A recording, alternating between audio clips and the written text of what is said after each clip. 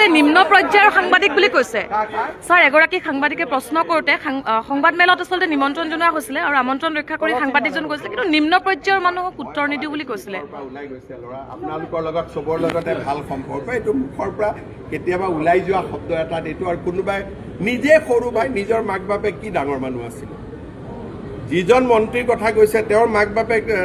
আদানী আৰু আম্বানী আছিল নেকি তেওঁ নিজে সেই হিচাপতো সবেই আমি সৰু ঘৰৰ মানুহ সাধাৰণ ঘৰৰ মানুহ মোৰ মতেদি তেনেকুৱা ক'ব লাগে আৰু যদি কোনোবাই কাবাক সৰু মানুহ বুলি কৈছে এইটো বহুত ডাঙৰ ভুল কৈছে কাৰণ কোনো মানুহে সৰু হ'ব নোৱাৰে সাংবিধান মইতো ইমান দিন আপোনালোকে মোক ইমানো বেয়া বেয়া প্ৰশ্ন সোধে কেতিয়াবা মই কিবা বেয়া কথা কৈছো নেকি ব্যক্তিগত কিহৰ কাৰণে আপোনালোকেও কাম এটাই কৈছে অসমীয়া দিকটো এৰি দিয়ক যদি জয়ন্ত মল্ল বৰুৱাই কিবা সাংবাদিকক বেয়াকৈ কৈছে তেওঁ ক্ষমা খোজা উচিত আৰু মই নিজে কৈ দিম যে তেওঁ ক্ষমা খুজিব লাগে কাৰণ সাংবাদিকসকল আমাৰ ৰাজনীতি যুদ্ধত সাংবাদিকসকলতো নাই যি আছে তাকে লিখি দিছে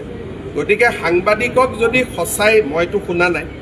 সাংবাদিকসকলৰ প্ৰতি যদি কিবাও বেয়া শব্দ ব্যৱহাৰ কৰিছে তেওঁ এটা ক্ষমা খোজা উচিত আৰু জয়ন্ত মল্ল বৰুৱাই যদি সঁচাই কিবা কৈছে মই শুনা নাই ময়ো ক্ষমা খুজিছোঁ কাৰণ আপোনালোকক বেয়া কোৱাৰ কোনো অধিকাৰ তেওঁৰ নাই আৰু আপোনালোকে দায়িত্বহে পালন কৰিছে